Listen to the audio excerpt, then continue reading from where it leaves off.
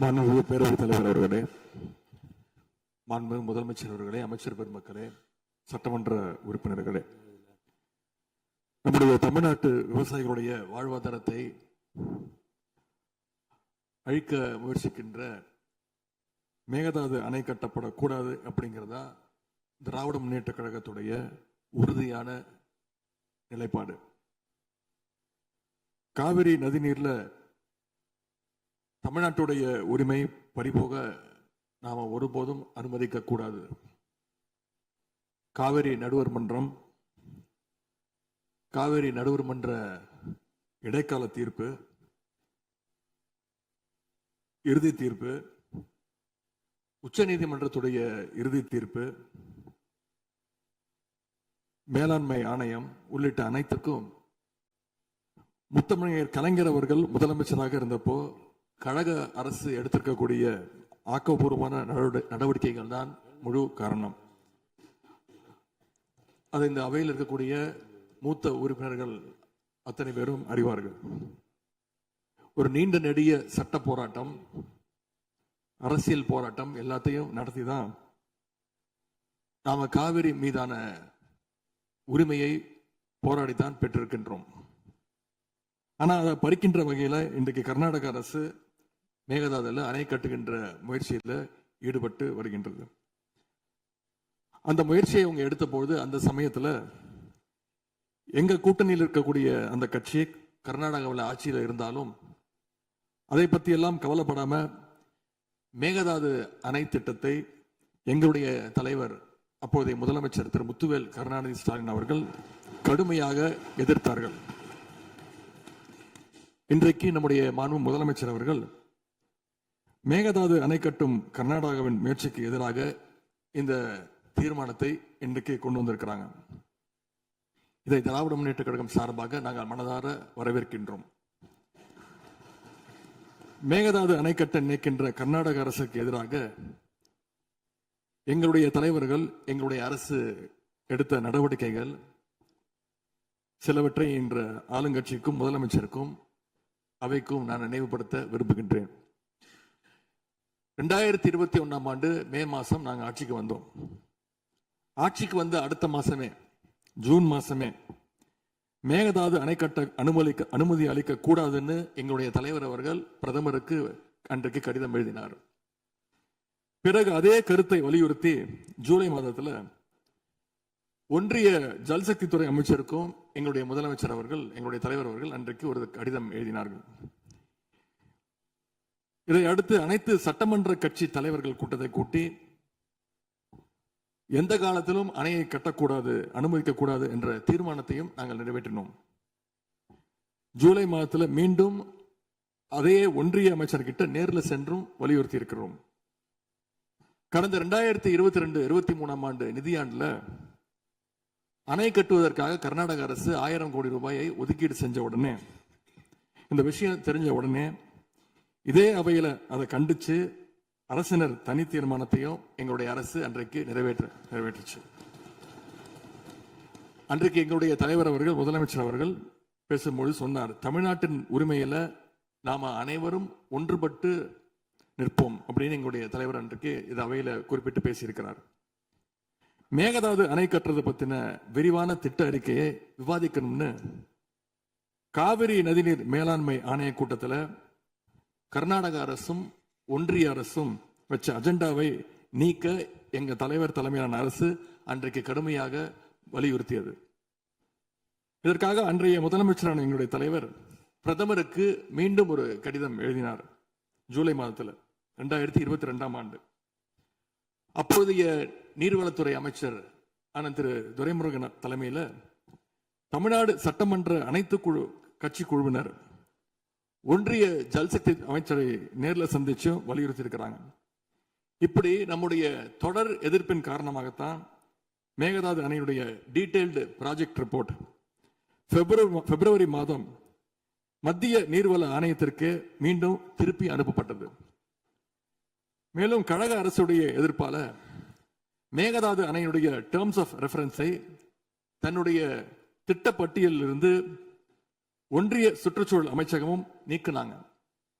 அது மட்டும் இல்லாமல் 2024 நவம்பர் மாதம் ஒன்றிய சுற்றுச்சூழல் அமைச்சர் எங்களுடைய அரசினுடைய நீர்வளத்துறை அமைச்சருக்கு ஒரு கடிதம் அனுப்பியிருந்தார். அவர் எழுதியிருக்கக்கூடிய அந்த கடிதத்தில் இரு மாநிலங்களுக்கு இடையே சுமூக தீர்வு எட்டப்பட்ட பிறகுதான், அதாவது டேர்ம்ஸ் ஆஃப் ரெஃபரன்ஸ் அனுமதி பற்றி ஆலோசிக்கப்படும் என்று அந்த கடிதத்தில் குறிப்பிட்டு எழுதியிருக்கின்றார். மேகதாது அணை தொடர்பாக கர்நாடக அரசு விரிவான திட்ட அறிக்கை, டீடைல்டு ப்ராஜெக்ட் ரிப்போர்ட் சமர்ப்பிக்கல அப்படிங்கிறது தான் எங்களுடைய கழக அரசு இருந்த வரையிலான நிலைமை.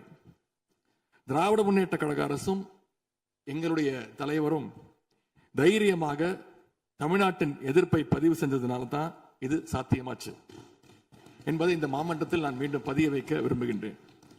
இன்னொரு முக்கியமான விஷயம் என்னன்னா, சென்ட்ரல் வாட்டர் கமிஷன், மத்திய நீர்வள ஆணையம் 2018 ஆண்டு தேதியிட்ட 2018 ஆண்டு 22/11 தேதியிட்ட கடிதம் மூலமாக கர்நாடக அரசுக்கு சில முக்கியமான நிபந்தனைகளை அறிவிச்சிருக்கிறாங்க.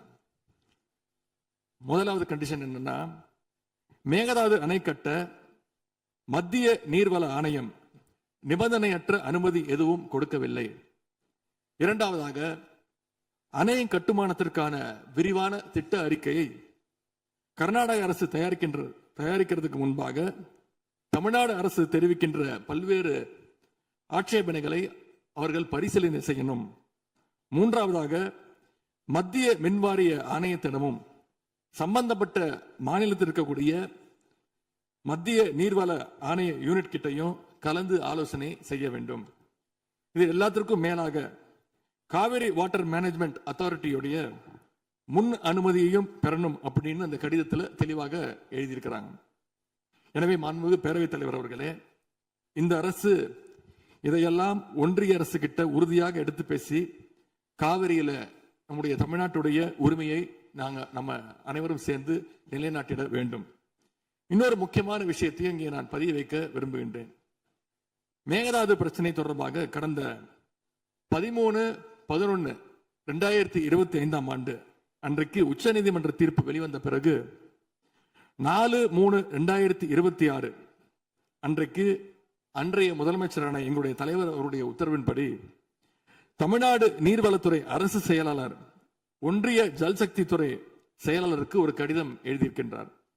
அந்த கடிதத்தில் கர்நாடகா மாநிலத்துடைய மேகதாது அணை கட்டும் பிரச்சனை ஒரு நியூ டிஸ்பியூட் அப்படிங்கிறதுனால நதி நீர் தாவா சட்டம் 1956 படி the inter state river water disputes act 1956 அடிப்படையில் நடுவர் மன்றம் அமைக்கணும்னு ஒன்றிய அரசுக்கு கோரிக்கை வச்சிருக்கிறோம்.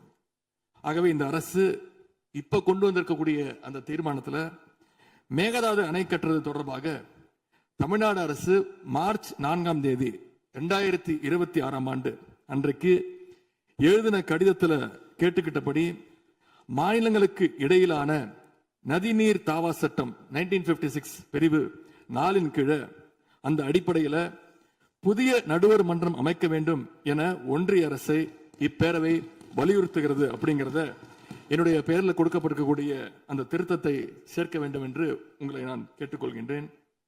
கர்நாடகா மேகதாது அணை கட்டுறதை தடுக்க சட்ட ரீதியாகவும் பிரதமர் மூலமாகவும் இந்த அரசு எடுக்கின்ற அனைத்து முயற்சிகளுக்கும் திராவிட முன்னேற்ற கழகம் நிச்சயமாக துணை நிற்கும்.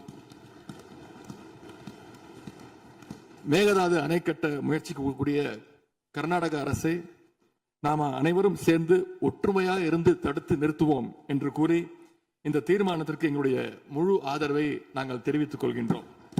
மாண்புமிகு பேரவைத் தலைவர் அவர்களே, அதே போல இந்த ஆண்டு ஜூன் 12 மேட்டூர் அணையை திறக்காதனால இன்னைக்கு டெல்டா விவசாயிகள் கஷ்டத்துல இருக்கிறாங்க.